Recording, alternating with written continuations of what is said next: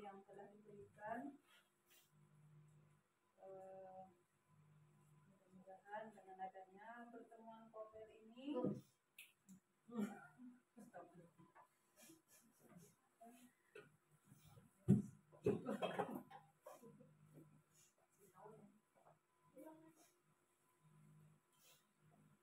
Assalamualaikum warahmatullahi wabarakatuh. Waalaikumsalam warahmatullahi wabarakatuh. Terima kasih kepada ibu-ibu, ada bapaknya ya, yang hadir, ibu-ibu yang telah memberikan waktu untuk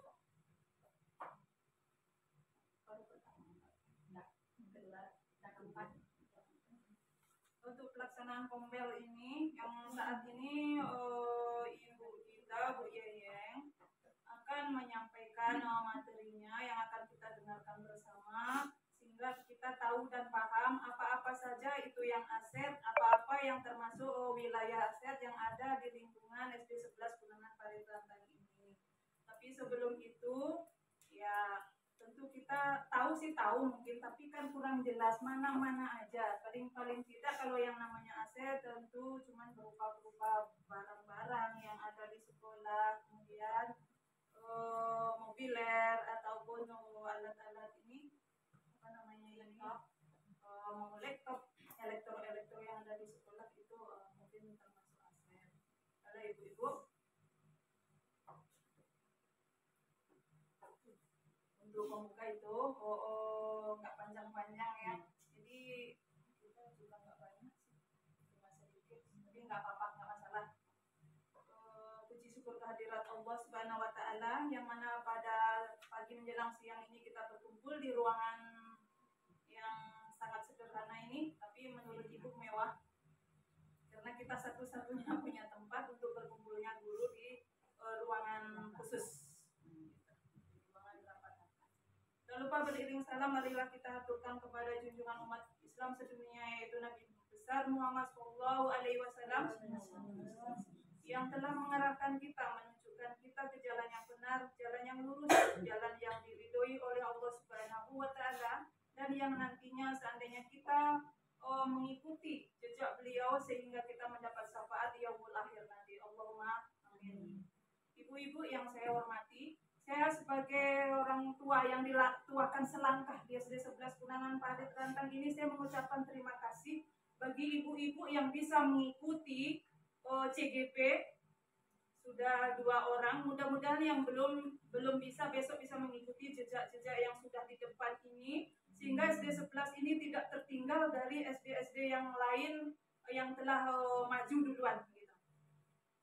Kemudian karena ilmu yang didapat dari CGP itu sangat-sangat bermanfaat, maka dari itu saya juga tidak menutup mata, tidak menutup kemungkinan, karena saya orangnya mau untuk belajar maju walaupun saya udah tua, istilahnya kalau masih ada ilmu yang baru yang ditularkan, saya pun masih tetap mau belajar, mau mengikuti dan mau maju bersama. Itu harapan saya. Jadi apalagi untuk teman-teman yang masih di bawah, ayolah kita sama-sama kita majukan Kombel, kita majukan yang CGP ini, kita ikut sertakan kita yang tertinggal ini seperti apa. Kemudian jangan malu bertanya pada teman-teman kita yang sudah maju duluan. Bagi yang masih tertinggal, ayo kita ikuti bersama sehingga kita tidak kalah dengan SD-SD yang lain yang telah menjadi SD penggerak atau sekolah penggerak. Maka dari itu ayolah kita sama-sama maju, kita dukung teman-teman kita yang sedang berjalan, masih belum selesai. Kalau Bu Yang sedikit lagi, Bu Fit masih di tengah jalan. Maka dari itu apapun program, marilah kita laksanakan bersama, kita ikuti. Mudah-mudahan apa yang dicita-citakan untuk kemajuan SD 11 Gunungan Parit Rantang ini dapat terlaksana dengan baik. Itu harapan. Kalau penentuan Allah juga yang akan menentukan maju mundurnya, katanya tergantung pimpinan, itu kata Bukit. Mau maju mundurnya sekolah ini kata Bukit tergantung pimpinan, insya Allah. Tapi kalau dengan rekan-rekan semuanya, insya Allah saya akan sanggup. Tapi kalau saya berdiri sendiri di sini, saya sadar Bu Ibu, Berdiri di kaki sendiri tidak akan sanggup saya. Hidup tanpa orang lain saya juga tidak akan sanggup, karena saya masih butuh orang lain. Saya butuh, walaupun dia kecil, tapi saya butuh ilmunya, sangat butuh. Karena yang orang udah lola yang udah lama ini udah mungkin ilmunya ilmu lama. Jadi dengan ada pembaruan ilmu baru, tentu kita akan lebih termotivasi lagi untuk maju ke depan, lebih sukses, lebih jaya lagi. Mudah-mudahan apalagi yang menjalaninya sukses keduanya besok, dan yang belum ayo silakan kita jalani. Maka dari itu ibu-ibu, terima kasih kepada Bu Yayeng materi yang akan melaksanakan hari ini. Kami persilahkan. Kita semua menyadari, semua tahu, tapi kan kadang-kadang ada yang tidak mau tahu walaupun tahu. Nggak mau tahu. Ada yang tahu tapi nggak mau tahu.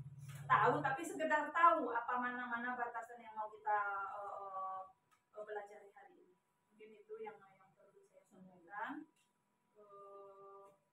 Kemudian ya itu tadi ibu-ibu, dengan yang dua ini maju kita bangga, tapi ingat jangan lupa diri, karena perjalanan hidup itu memang berliku-liku dan harus kita jalani. Ya kita jalani sekarang apa adanya. Kita tuntut ilmu setinggi-tingginya, namun tetap rendahkan hati Anda serendah mutiara di dasar lautan. Itu menurut saya. Kemudian ya itulah, kalau udah ke depan udah maju, tentunya nanti tidak lepas dari lingkungan. Untuk memanusiakan manusia secara manusiawi itu memang sulit. Pelan-pelan yuk kita sama-sama berjalan. Mudah-mudahan Allah Subhanahu wa ta'ala memberikan jalan terang untuk kita semua maju bersama untuk kedepannya. SD 11 Kunangan Kalimantan maju.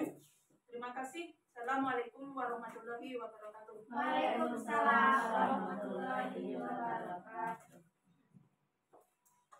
Terima kasih kita ucapkan kepada Ibu Kepala Sekolah yang telah memberikan kata sambutan untuk acara ngobrol kita hari ini. Baiklah, untuk menghemat waktu, kita persilahkan langsung kepada Ibu Yayeng sebagai pemateri kita untuk menyampaikan materi kepada kita hari ini. Pada Ibu Yayeng dipersilahkan.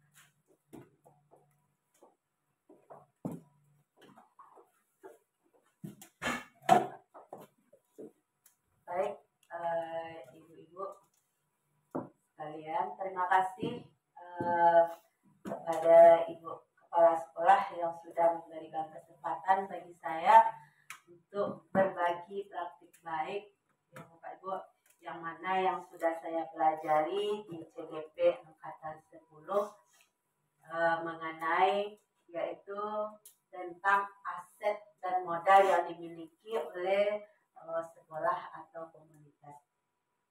Kayak kata penghematan kita tumpahkan saja untuk menghemat waktu kepada yang terdahulu.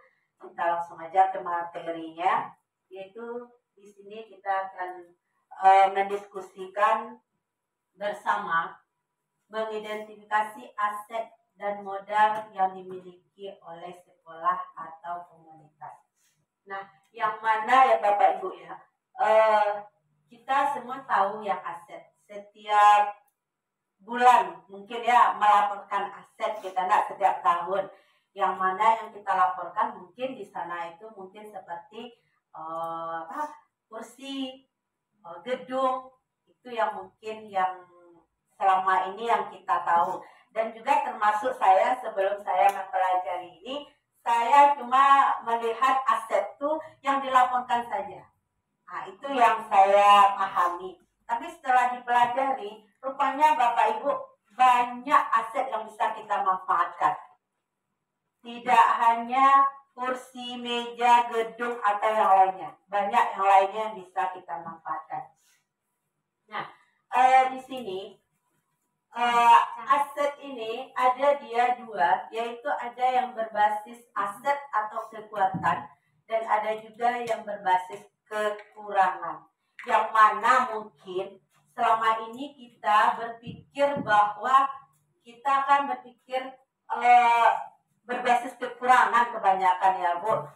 Contoh, ada suatu program yang diajukan oleh kepala sekolah, umpamanya kita harus melaksanakan suatu kegiatan, tetapi kita terkendalanya dari dana, umpamanya kan seperti itu.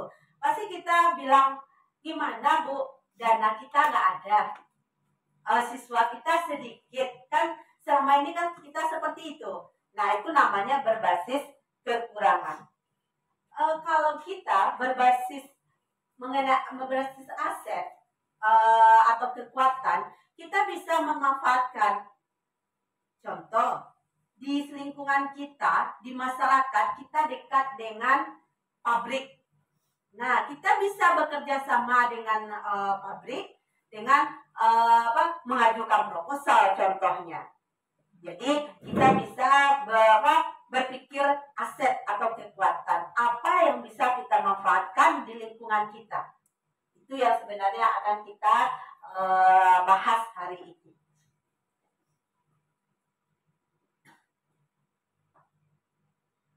Nah, kita lihat di sini pendekatan berbasis aset atau asset based approach adalah sebuah konsep yang dikembangkan oleh Dr. Katrin Hammer, seorang ahli psikologi yang menekuni kekuatan berpikir positif untuk mengembangkan diri. Jadi pendekatan ini merupakan cara praktis mengenali hal-hal yang positif dalam kehidupan dengan menggunakan kekuatan sebagai tumpuan berpikir. Nah, kita diajak untuk memusatkan perhatian pada apa yang berjalan dengan baik, yang menjadi inspirasi, yang menjadi kekuatan ataupun potensi yang positif. Jadi apapun potensi yang ada pada diri kita, kita bisa memanfaatkannya. Contoh, umpamanya kita ada di sini kegiatan umpamanya ekstrakurikuler, yang mana mungkin semua kita berbeda-beda keahliannya. Nah, jadi itu bisa kita manfaatkan. Itu salah satu contohnya. Nah, kita lihat di sini ciri-ciri berpikir berbasis aset atau kekuatan. Nah, yang pertama, fokus pada aset dan kekuatan tersebut. Yang kedua, membayangkan masa depan. Nah, apa yang bisa kita lakukan untuk sekolah kita ini dan apa yang bisa kita lakukan untuk memajukan sekolah ini dan apa saja aset yang bisa kita gunakan. Yang ketiga, berpikir tentang kesuksesan yang telah diraih dan kekuatan untuk mencapai kesuksesan tersebut. Yang keempat, mengorganisasikan kompetensi dan sumber daya, contoh aset dan kekuatan tadi. Kemudian yang kelima, merancang sebuah rencana dan kekuatan. Yang keenam, melaksanakan rencana aksi yang telah diprogramkan. Nah, kita kan punya program ya Bapak Ibu. Nah, di program itu bisa kita memanfaatkan aset yang ada. Nah, itu ada 6 tadi ciri-ciri berpikir berbasis aset atau kekuatan. Nah, di sini kita ada 7 aset atau modal utama yang dimiliki oleh sekolah atau komunitas gitu. Nah, yang pertama ada yaitu modal manusia. Contoh modal manusia kita sendiri. Itu adalah aset. Kemudian murid. Nah, itu juga aset masyarakat. Itu juga bisa kita jadikan aset yang bisa kita manfaatkan untuk memajukan sekolah kita. Yang kedua ada modal sosial. Kemudian ada modal fisik, modal lingkungan alam, modal finansial, modal politik, dan modal agama dan budaya. Nah, nanti kita bahas satu persatu 7 aset atau modal utama yang dimiliki oleh sekolah kita.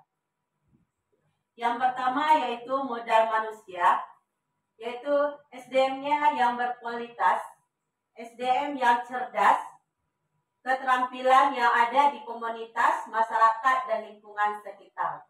Siapa saja itu? Contoh, guru, kemudian murid, apalagi wali murid. Nah, itu semuanya bisa kita manfaatkan untuk memajukan sekolah kita. Salah satunya contohnya komite. Nah, kita mau bangun, kemarin kita kan bangun itu gazebo. Nah, karena dana kita dari dana BOS nggak bisa dikeluarkan itu, sementara kita ingin sekolah kita bagus ya. Jadi kita manfaatkan komite. Itu salah satunya aset yang bisa kita manfaatkan. Nah, kalau dahulu kita berpikir kan aset itu kan hanya yang ada meja, kursi, gedung. Rupanya komite juga aset, kita juga aset, bahkan murid aset juga yang bisa kita manfaatkan. Pokoknya apa yang ada di lingkungan sekolah kita ini bisa kita manfaatkan. Itu kalau kita berpikir berbasis aset atau kekuatan. Jadi apapun itu bisa kita manfaatkan.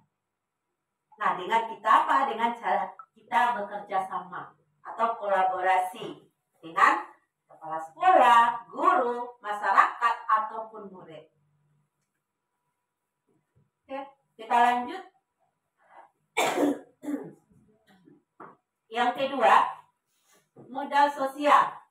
Nah, yang modal sosial ini bisa berbentuk norma atau aturan yang mengikat masyarakat. Kemudian bisa juga berbentuk kelompok, komunitas, institusi, lembaga, atau asosiasi, atau juga bisa juga dengan masyarakat. Itu yang modal sosial. Yang ketiga ada yaitu modal fisik. Yang mana modal fisik ini berupa bangunan untuk proses pembelajaran, infrastruktur dan sarana prasarana. Contohnya yang ada di sini sarana prasarana kita seperti meja, kursi, lokal, pustaka yang bisa kita manfaatkan. Kemudian ada lagi parkir, tempat parkir itu bisa kita manfaatkan. Yang jelas sekarang pustaka kita sudah aktif, itu bisa kita manfaatkan dengan maksimal. Ya. Itu yang modal fisik yang bisa kita lihat di lingkungan sekolah kita. Kemudian keempat ada modal lingkungan alam. Nah, yang mana potensi yang belum diolah yang bernilai ekonomi. Makanya kita mempunyai lahan. Nah, umpamanya kita punya lahan nih yang bisa kita manfaatkan. Nah, itu contoh salah satunya. Itu bisa kita manfaatkan. Iya. Bisa juga kita buat kolam. Bisa kita manfaatkan itu. Jadi apapun yang ada di sekolah kita ya, lahan kosong, bisa kita buat kebun sayur umpamanya. Nah, banyak yang bisa kita manfaatkan yang bernilai ekonomi. Kemudian ada lagi yang kelima modal finansial, yaitu dukungan keuangan. Ada tabungan, hutang, investasi, pendapatan atau pajak dan lain-lainnya. Kemudian pengetahuan tentang finansial kita lanjutkan.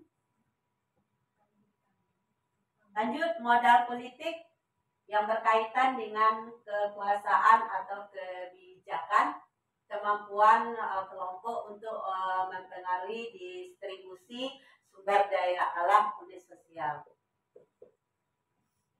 Yang ketujuh yaitu modal agama dan budaya, yaitu agama bisa berbentuk tokoh agama yang ada di masyarakat kita, lembaga dan ritual keagamaan, dan pola relasi antar agama di lingkungan sekolah.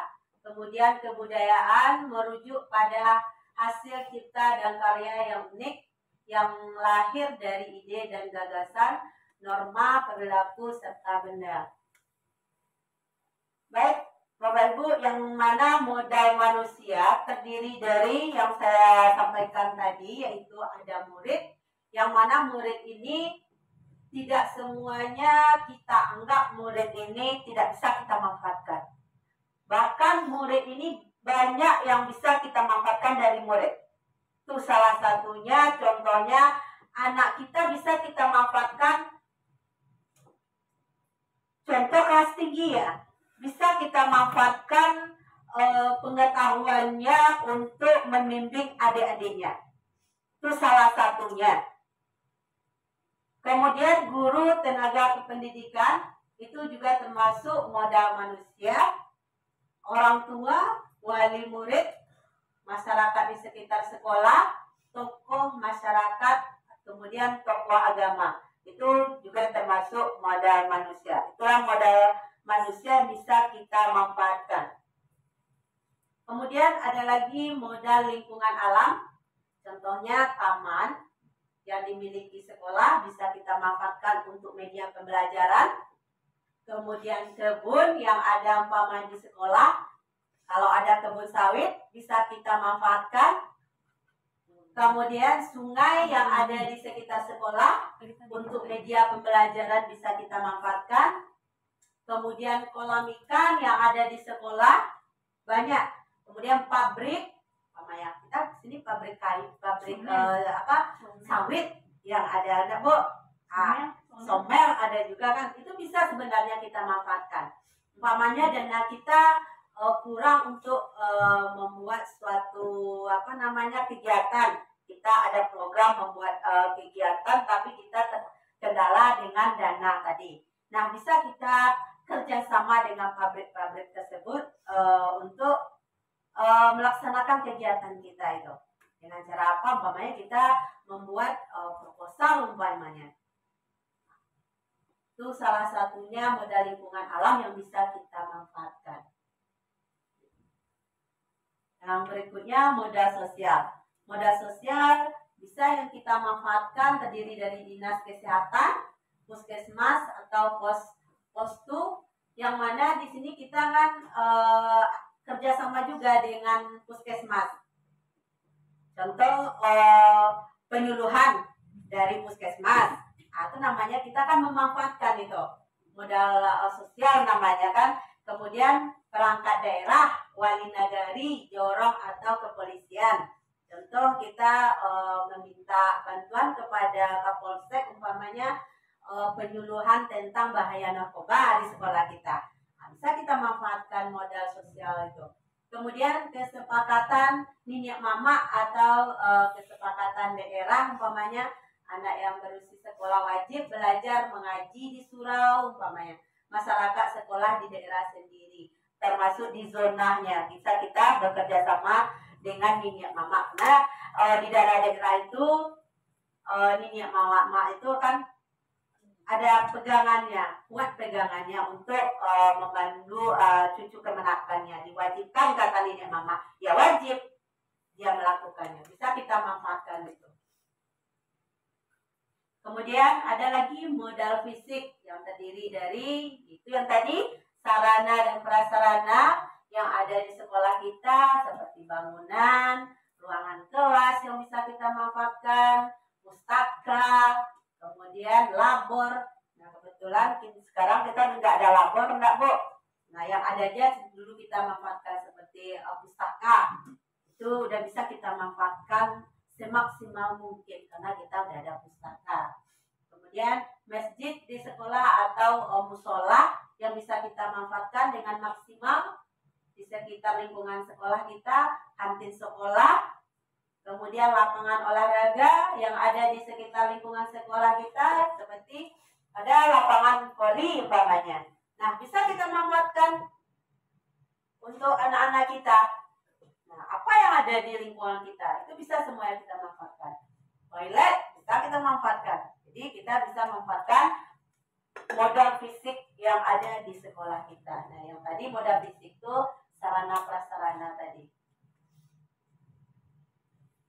Kemudian ada lagi yang berikutnya modal finansial. Yang mana modal finansial itu dana BOS atau BOP yang bisa kita manfaatkan untuk kemajuan sekolah kita, dana DAK, PNPM, kalau ada sumbangan komite, sumbangan kelas atau kas, mungkin kelas tinggi ada kasnya. Nah, bisa juga kita manfaatkan. Kalau OSIS kita belum ada, kalau OSIS mungkin di SMP mungkin. Nah, SMP, SMA.